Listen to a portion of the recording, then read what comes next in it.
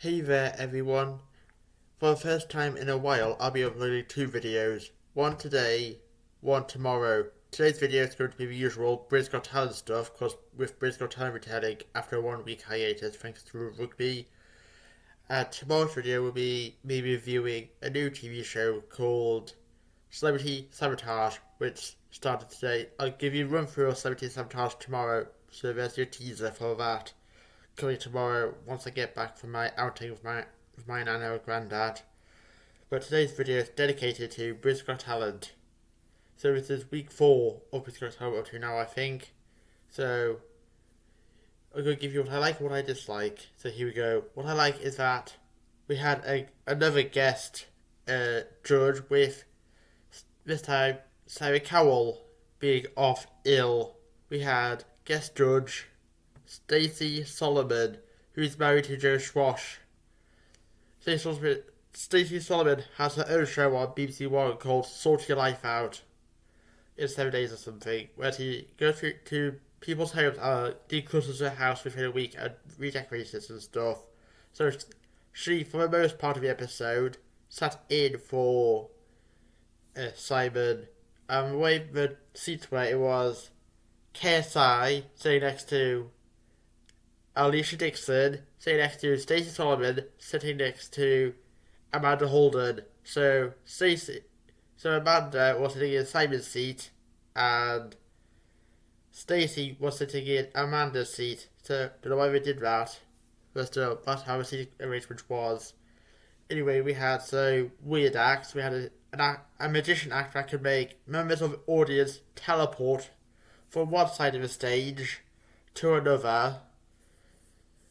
We also had a young boy sing perfectly defying gravity, which I think is now a new norm for British Got Talent, because for so many years straight, like series after series, we've had people sing defying gravity, and I'm starting to get sick of it.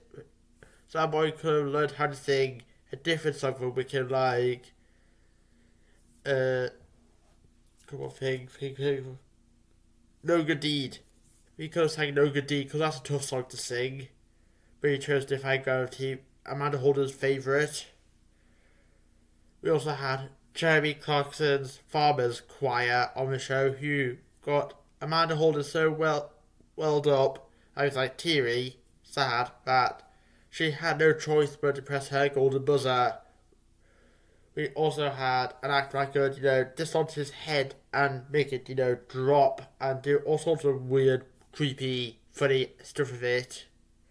We also had, for the first time ever, Andy Deck could not see the act because it was a roller skating act where it had ramps on one side of the auditorium, one side of the other, and all over the stage. Meaning Andy Deck could not give a usual, witty remarks about the act because they could not see it at all. All we could see was the occasional bit when one of the boys, went up onto a ramp. So yeah, we had other acts as well. But then for the last bit of it, Simon Cowell returned to see the end of it. And the reason why he was off, it was because he gave his reason, which was that he was ill. The producer said over the microphone, but actuality, Simon gave his verdict, and he was that he fell down some stairs. So we had some actors of Simon Cowell, watching, but most of the actors was focusing on the ladies and KSI on the panel. So what I love is how Stacey Solomon is straight to the point, and how she can just give her criticism, show no mercy, that kind of stuff. So I think to improve Britain's Got Talent, they should keep her and get rid of KSI. I think even though this is his first proper year on the panel, I think if for the show going forward, they need more, light-hearted people. So keep Stacey Solomon. That's what I didn't like.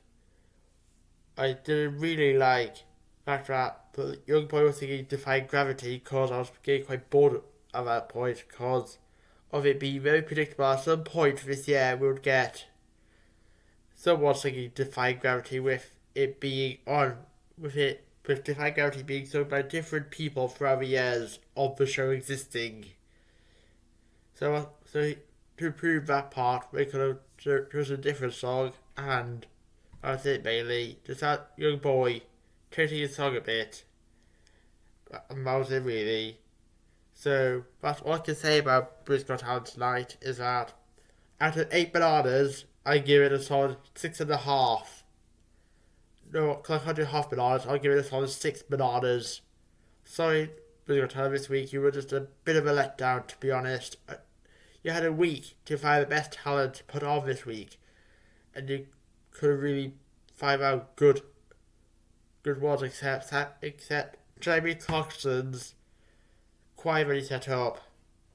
So my theory is that if the Jeremy Clarkson's Farmers Choir wins all show and they get past the live show, the semi-finals, and get through to the grand finals, and they win by public vote, then Jeremy Clarkson technically wins because he's the one that set them up.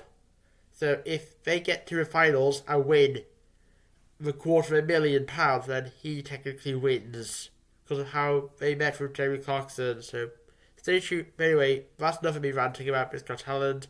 Stay tuned for tomorrow's video where it's all celebrity sabotage.